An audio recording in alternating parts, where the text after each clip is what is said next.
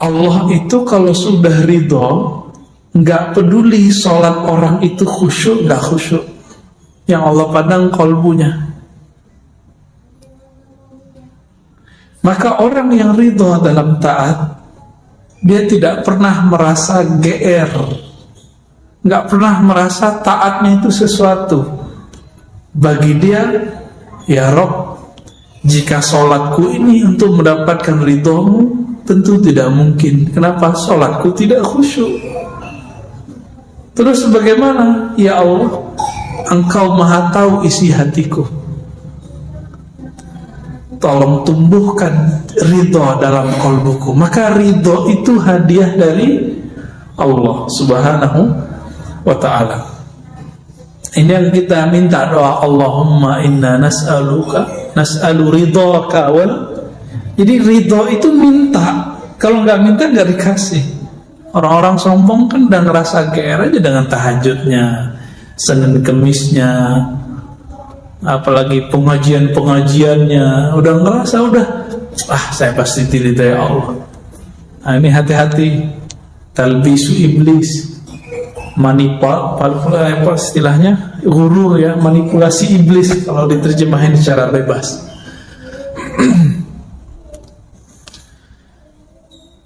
Kita buat analog. Saya punya teman, punya murid, punya sahabat. Saya ridho kepada dia, saya terima dia. Kalau saya sudah ridho, dia salah, saya maafkan nggak? Kita sayang sama anak kita salah, kita marah, tapi marahnya marah cinta, bukan marah benci. Maka jika Allah sudah ridho kepada hamba, jika ia marah, marahnya marah sayang. Jika Allah ridho kepada hamba, tidak khusyuk pun hamba, Allah terima salatnya. Allah kalau sudah ridho kepada hamba, hambanya tidak sempurna, Allah yang sempurnakan. Itulah makna radhiyallahu anhum wa radu'an. Jadi pada hakikatnya ridho itu dimulai dari Allah, baru kemudian bernatijah, berefek kepada zahir seseorang. Jadi setelah baca raditu billahi robba, amalkan ini juga setiap pagi dan sore. Allahumma inni as'aluka ridhaka wal jannah. As'alu ridhaka boleh, as'aluka ridhaka boleh ya. Itu harus diminta, dan bagi saya itu wajib itu. Nggak minta ridho, mampus kita. Sholat kayak gini, baru takbir udah hilang kemana-mana ya. Ruku, tes aja deh ya. Saya nggak yakin sholat saya diterima Allah kalau ngandelin khusyuk. Padahal kata orang, saya ngaji tarekatnya lama Pak, ngaji hadisnya lama kata orang. Tapi kan saya tahu diri saya sendiri, aib sendiri saya ngerti. Orang aja yang bilang abuya, ustaz, itu kan gelar manusia. Di hadapan Allah belum tentu gelar itu laku. Maka minta ridho, inilah doa Al-Imam Abul Hasan Asy-Syadzili. Ya Allah, jadikan aku orang yang Engkau cintai, yang Engkau ridhoi. Kalau Allah sudah cinta dan ridho, salah paling dicubit. Cubitnya gemes, tahu gemes ya? Apa istilah kampungnya Pak? Nggak, galinggaman. Ya. Kosakatanya harus diulang lagi Pak. Galinggaman. Betul. Jadi kalau makhluk pun bisa begitu, maka Allah aula bidzalik. Allah lebih sempurna daripada itu. Jadi Allah itu gemesnya lebih dahsyat daripada gemesnya seorang ayah ibu kepada anaknya, kekasih kepada kekasihnya. Allah jatuh cinta kepada Nabi Adam. Maka Nabi Adam, dibuatlah skenario Nabi Adam itu salah, tapi salahnya Nabi Adam itu benar. Kalau Nabi Adam tidak salah, kita nggak ngumpul malam ini. Ya, nggak ada pengajian beginian. Benar nggak? Ruh kolbu itu makanannya majelis begini, Pak. Girang kolbu itu, kalau dia girang dia bisa nangis, dia bisa senyum, dia bisa bahagia, tahu-tahu udah azan aja. Itu girangnya kolbu.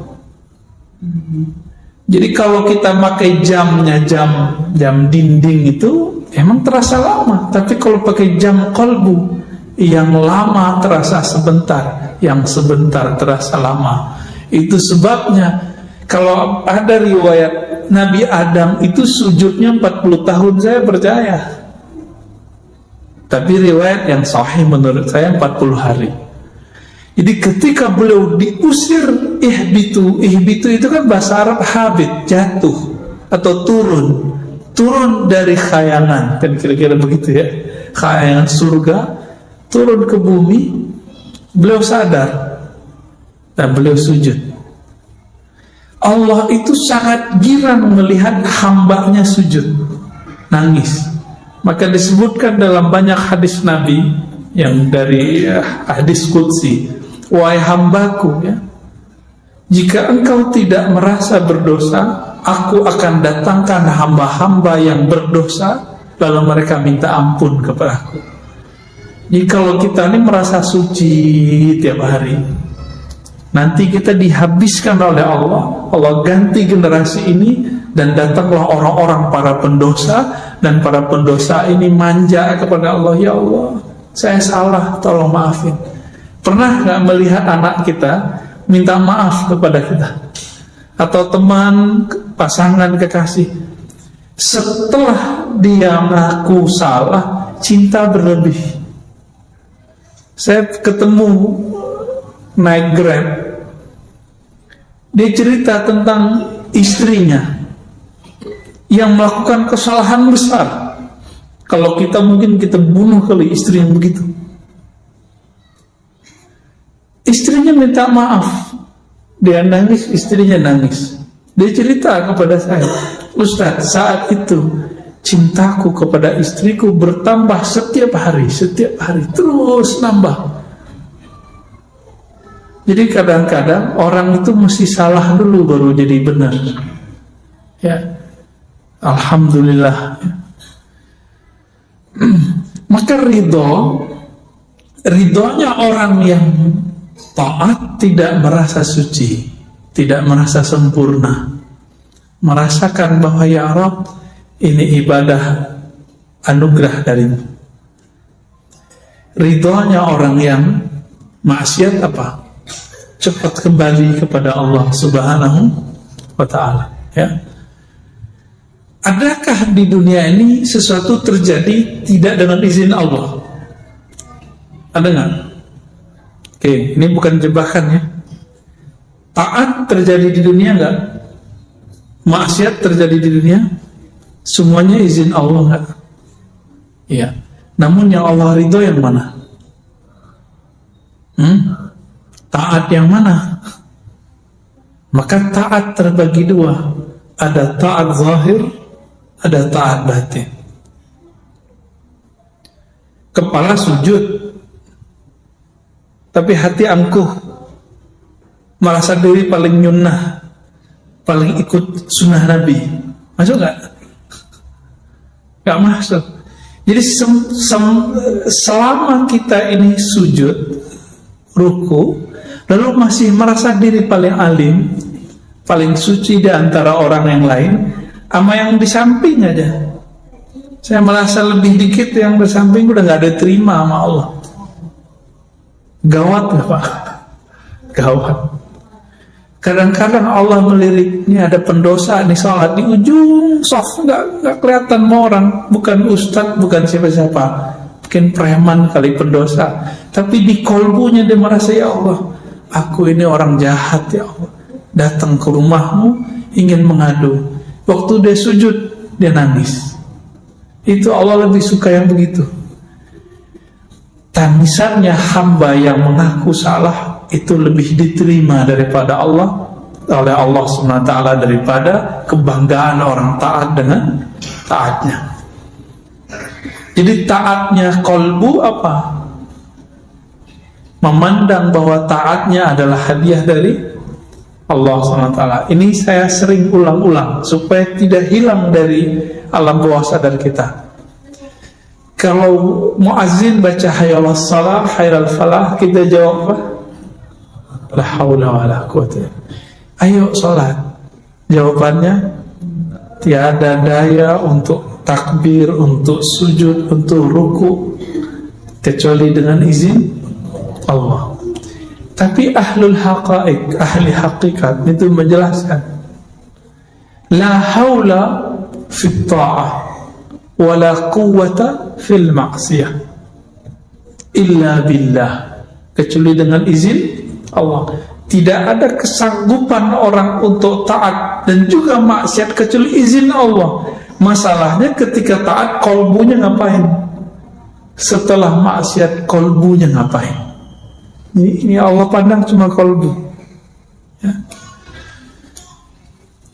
Oleh karena itu, sahabat-sahabat yang makan Allah, jangan terlalu girang dengan amalan yang kita dapat, tapi jangan putus asa juga dengan maksiat yang kita pernah lalui ya. Semuanya Allah yang atur. Kita ini dibuat pernah maksiat biar enggak merasa paling suci di antara manusia. Ini bapak-bapak yang merasa suci ini, itu suatu saat Allah akan lempar ke dunia hitam. Kalau Allah sayang, dilempar nanti ditarik. Ketika ditarik, bentar-bentar nangis, bentar-bentar tersentuh. Setiap kali melihat orang bermaksiat, dia nggak menghakimi orang, dia wah, saya juga begitu. Mungkin saya lebih hina daripada orang itu. Ini pak rahasianya. Maka seorang yang sudah begini, baru dia masuk ke ranah namanya radiyah, mardiyah, jiwa yang ridho. Jadi jiwa yang ridho sumbernya di kolbu. Kolbunya sudah beres. Walaupun jiwanya masih belum beres, nggak apa-apa. Kolbunya yang penting beres, Pak.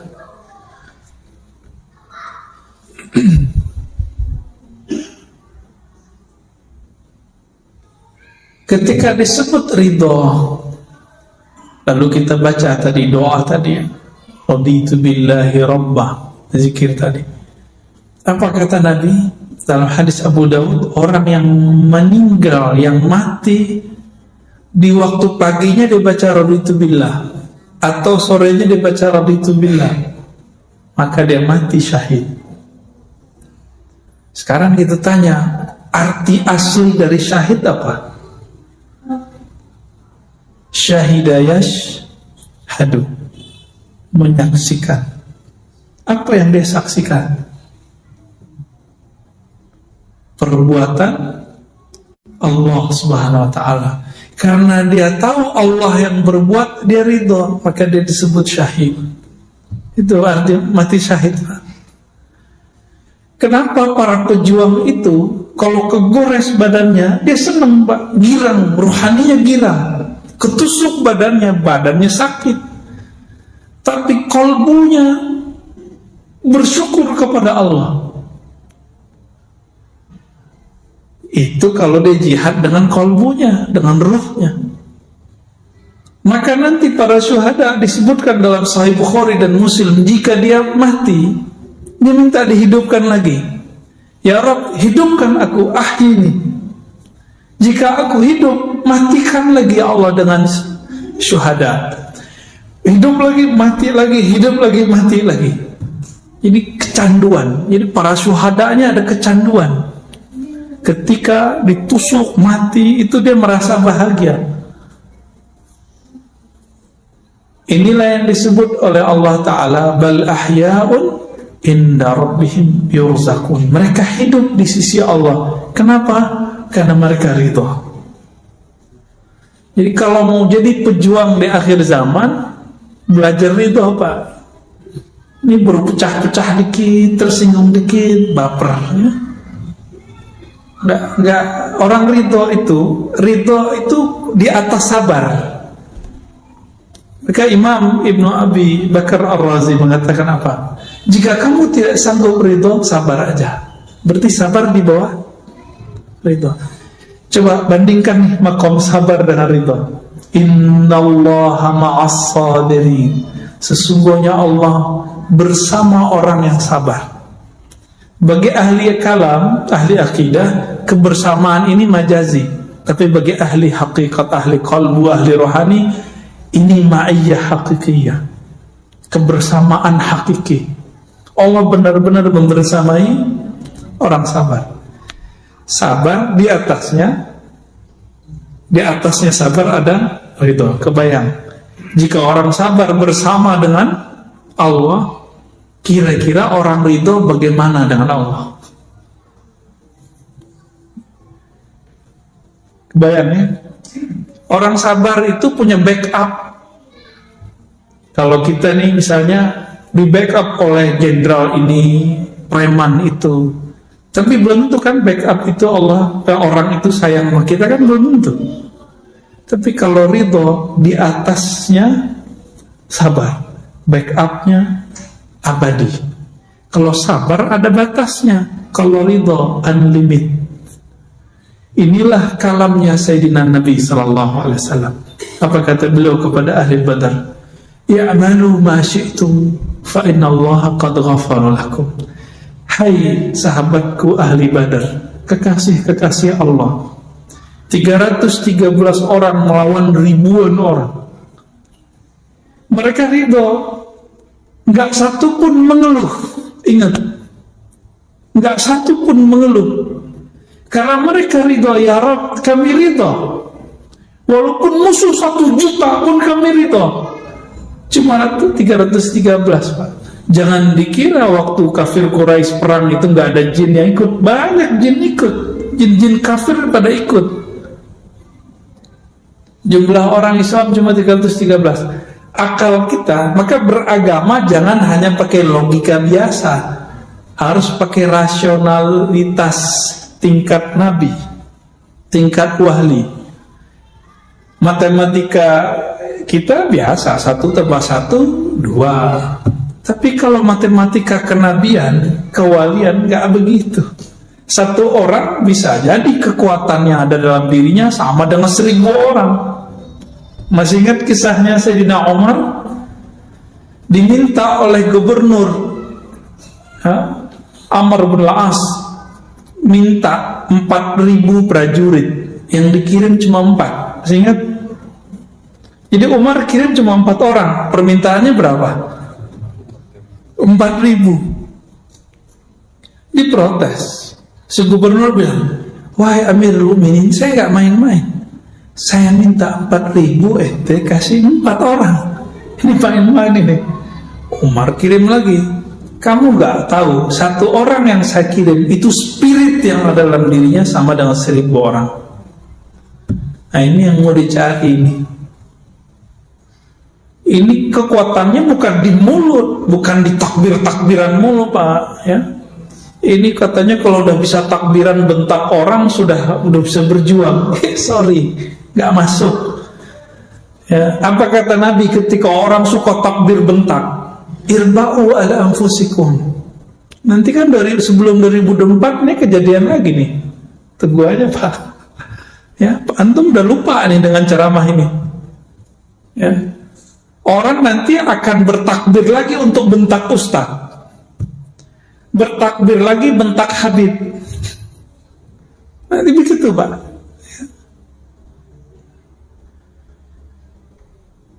Dikira kalau udah takbir itu benar. Ya belum tentu. Nabi itu bareng dengan sahabat. Mereka takbirnya lebay, berlebihan. Apa kata beliau? Irba'u ala anfusikum. Besarkan nama Allah itu di dalam dirimu dulu, baru takbir keluar. Gitu makna bebasnya. Ya. Kenapa? Yang kamu panggil itu bukan zat yang tuli, bukan zat yang jauh, dia dekat bersama kita. Nah, kembali ke hadis Al-Badr tadi 313. Karena mereka awalnya ridho, lalu kemudian Allah pun ridho. Apa kata Nabi? Udah, kalian bebas mau ngapain, Allah telah ampuni kalian. Maka di antara Ahlul Badar itu ada yang tetap taat, ada yang hari ini taat, besok maksiat, besok taat, begitu terus. Karena nggak ada jaminan kita tobat hari ini besok nggak dosa. Jadi kecanduan taubat wajib, jangan kecanduan maksiat. Jadi taubat nasuha bukan sekali, taubat nasuha berkali-kali. Oh, saya ntar aja deh taubat. Bukan begitu, taubat itu berkali-kali.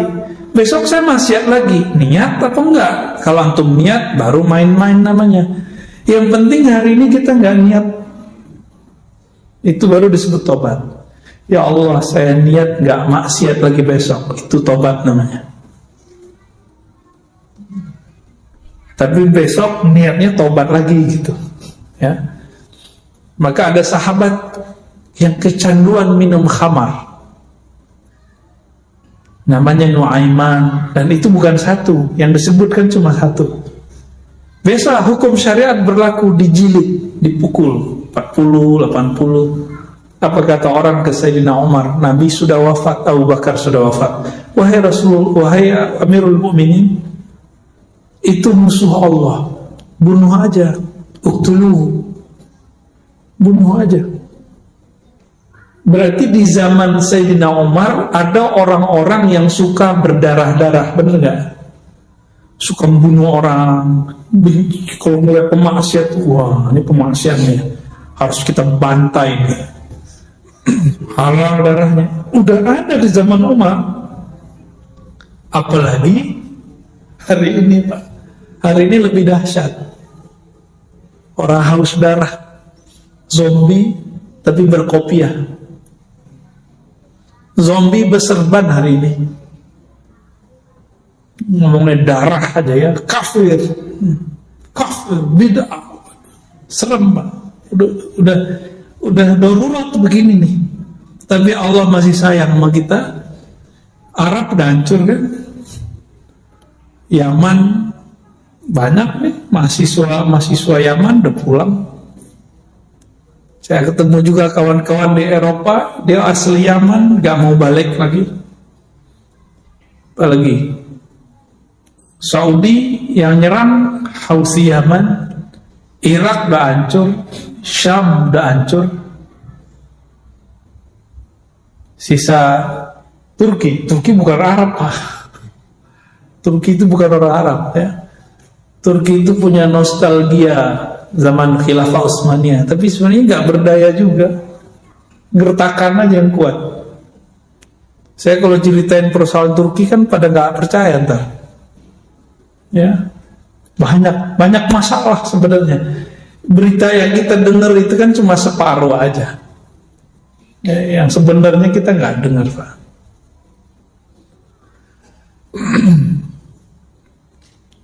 Gimana? Jadi ridho nggak?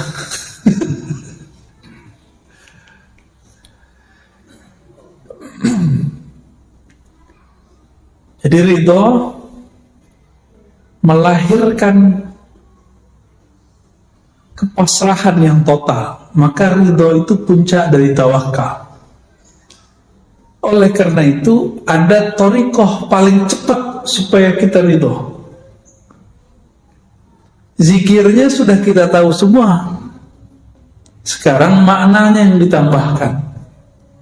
Apa zikirnya? Qulu la ilaha illallah. Bacalah la ilaha illallah, tapi maknanya ditambah. La ilaha, tiada yang aku cintai kecuali Allah. Itu makna la ilaha, tiada yang berbuat kecuali Allah. Kalau benar nih kita cinta sama Allah, maka semua perbuatan Allah kita ridho, kita cinta. berarti ridho sudah masuk dalam diri. Jadi apapun pekerjaan hari ini, Bapak Saudara makanan Allah, apapun rezeki kita hari ini, besok, tahun depan, ridho nggak nih? Nggak yakin ya? Imam Abdul Hasan Sazili ngancem, apa kata beliau? Wailun summal wail, al-wail summal wail. Celaka, celaka, celaka. Orang yang ngaku percaya kepada Allah tapi tidak ridho kepada takdir Allah. Maka berkali-kali saya tanya, ridho nggak nih kondisi begini? Nabi dulu pernah nggak makan 3 tahun, Pak. Nggak makan kecuali daun-daun. Kalau zaman kayak gitu nanti muncul gimana? Antum mesti nyembah Allah dan bernabikan kepada Nabi Muhammad gak? Atau bilang, katanya kita ini bersama Allah, kok gak ada bantuan dari Allah? Sahabat Nabi pernah nanya loh di Quran, apa kata mereka? Mata Nasrullah. Nabi juga ngomong begitu. Kapan pertolongan Allah turun? Mereka menjerit dalam dirinya setiap hari. Maka Bapak Saudara makanan Allah sering-sering baca surah Al-Bayyinah itu dan akhir surat Mumtahanah. Nanti lihat karakter mereka. Karakter mereka adalah karakter orang yang beramal dengan kolbunya, karena Allah kuatkan dengan Ruhul Quds, dengan Roh Kudus. Diri kita, tubuh ini, di dalam diri kita ini ada namanya ruhul hayawan, ruh hewani. Makanya kita ini bisa marah seperti hewan. Jadi kalau antum ini bentak orang yang nyalip kita di tengah jalan, itu yang bentak bukan setan, karena setan gak pernah bentak. Setan tuh kalau ngomong lembut. Serius ya? Udah ketemu setan belum? Jadi kalau ngomong kasar nih, ngomong jorok, itu sisi hewani. Yang kedua, di dalam diri kita ada sisi ruhun nabat. Ada ruh tumbuh. Ruh tumbuh itu ada di apa? Di badan ini, di kulit, semuanya itu ada semua. Makanya pada tumbuh kan. Kalau nggak begitu, rambut kita nggak tumbuh. Cuma ada yang dia terbatas, gigi-giginya nggak tumbuh lagi kan. Itu karena roh nabatnya segitu aja jatahnya. Kalau kita cuma hidup dengan 2 roh ini, 2 spirit ini, maka kita sama dengan binatang ternak. Ulaika kal an'am, marah ya, makan, minum, tidur, itu dia. Maka Allah tiupkan ada roh yang suci namanya Ruhul Kudus. Jadi kita punya Ruh Kudus di dalam. Jadi kita ini punya sesuatu yang suci di dalam. Inilah yang dikatakan dalam Al-Quran ya, wa nafakhtu fihi min ruhi, aku tiupkan rohku. Aku tiupkan rohku. Maka roh inilah yang bikin kita sadar setiap hari. Tubuh maunya ke bumi, sukanya yang sifat bumi. Yang hewani tadi ya sukanya sifat hewan, makan, minum, kawin ya, itu hobinya. Tapi ruh senangnya ngapain? Ruh itu yang disebut di dalam hadis al-ihsan an ta'budallaha ka'annaka tarah. Jadi kalau apa dalilnya saya ngomong begini ya, dalilnya itu Islam, iman, ihsan. Al-Islam itu di zahir, al-iman itu di akal, al-ihsan itu pada ruh. Ruh itu maunya bertemu, maka hadisnya engkau ibadah seakan mau bertemu dengannya. Karena ruh itu yang ada di situ sifat cinta. Jadi cinta yang hakiki itu yang ini dia. Ya. Ruh inilah sumber dari ridho tadi. Semoga pada malam ini Allah pandang kita dengan ridhonya. Amin ya rabbal alamin. Wassallallahu ala nabiyina Muhammad. Gimana? Udah? Mau tanya jawab? Nggak sempat kali ya? 5 menit lagi. Ya. Ya. Bisa. Kita ada cara bisa. Masih sempat? Oke, baik. Ya. Gimana Pak? Pemilu kalah, ridho nggak? Dulu Pak ya, syukur. Dulu kita bisik-bisik yang anti sama buat jalan tol. Sekarang dia menikmati selfie lagi. Jadi memori manusia itu pendek Pak, pendek sekali, sangat-sangat pendek. Jadi jangan percaya orang dengan dia hari ini. Tunggu aja Pak, hati itu berubah cepat, bukan main. Kecepatan korbu itu berubah lebih cepat dari kecepatan cahaya. Cuma zahirnya kadang-kadang terlambat. Ya. Itu sebabnya Nabi sering berdoa, ya muqallibal qulub, hadis sahih Bukhari, wahai yang membolak-balik hati. Ya. Saya menyaksikan dalam diri saya perubahan-perubahan itu, ya. Berubah, dulu senang ini jadi nggak senang, dulu benci jadi suka, dulu suka jadi benci. Tapi ada yang nggak pernah saya benci, mau dia salah gimana dia tetap senang. Nah, itu yang disebut cinta. Kalau nggak namanya simpatisan. Maka murid dalam tradisi ilmu zikir itu ada 2. Ada murid hakiki as-sadiq, ada murid al-kazib. Jadi jamaah itu ada 2. Ada jamaah simpatisan, ada jamaah hakiki. Kalau simpatisan itu mau cari pembenaran dari si ustadz. Kebetulan pemahaman ustadznya bisa menguatkan pemahaman dia. Tapi kalau jamaah hakiki itu bertahan sampai kiamat nanti, bahkan tembus sampai ke Shiratal Mustaqim. Nanti ditunggu nanti di depan surga sama gurunya itu. Itu yang mana? Yang murid jika dia ngaji kepada gurunya karena ingin mencari kebenaran, bukan mencari pembenaran dari dalam dirinya. Nah, kita yang mana nih Pak? Ya mohon maaf, kebanyakan orang begitu. Itu sebabnya cuma beda dikit di politik orangnya dibenci, beda dikit dalam persoalan fikih dibenci.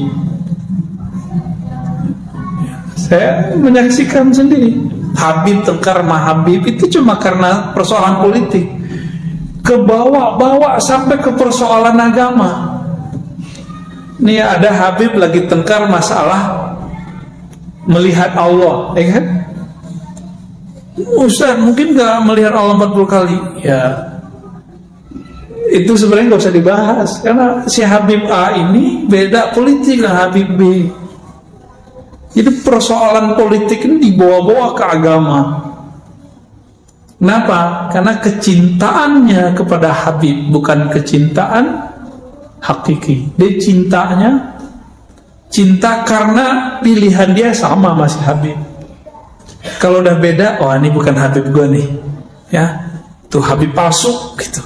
Jadi Habib yang asli itu yang ikut dia, bukan dia yang ikut Habib. Gimana kira-kira? Kuat nggak antum ntar dengan perubahan-perubahan begitu? Ya, Nabi Musa diuji itu, maka diuji Allah zahirkanlah Nabi Khidir dengan pantangan semua yang Nabi Musa tidak suka. Tapi Nabi Musa masih tetap ikut Nabi Khidir karena Nabi Musa adalah murid sejati. Keceplosan juga sih. Ini kenapa ini Khidir? Tapi dia bukan berarti mengingkari Nabi Khidir, dia cuma nanya, maklum orang nanya, ya. Dan saya berdoa, kita berdoa semoga kecintaan kita kepada Allah, kepada Rasulullah, kepada pewaris Rasulullah itu cintanya sejati, bukan cinta karena kita mencari pembenaran. Amin ya rabbal alamin. Allahumma arzuqna as-sidqa fil hubb, Allahumma awsilna ila hubbika. Ya Allah, sampaikan kami kepada hakikat cintamu. Ya Allah, pandanglah kami dengan cintamu. Allahumma arzuqna ru'yataka wa ru'yata nabiyyika Mustafa Muhammad SAW. Ya Allah, berilah kami kemuliaan dapat memandang wajahmu, memandang wajah kekasihmu Sayyidina Nabi sallallahu alaihi wasallam. Assalatu wassalamu alaika ya Sayyidana ya Rasulullah. Alhamdulillah Rabbil Alamin. Subhanakallahumma wa bihamdika asyhadu an la ilaha illa anta astaghfiruka wa atubu ilaik. Assalamualaikum warahmatullahi wabarakatuh.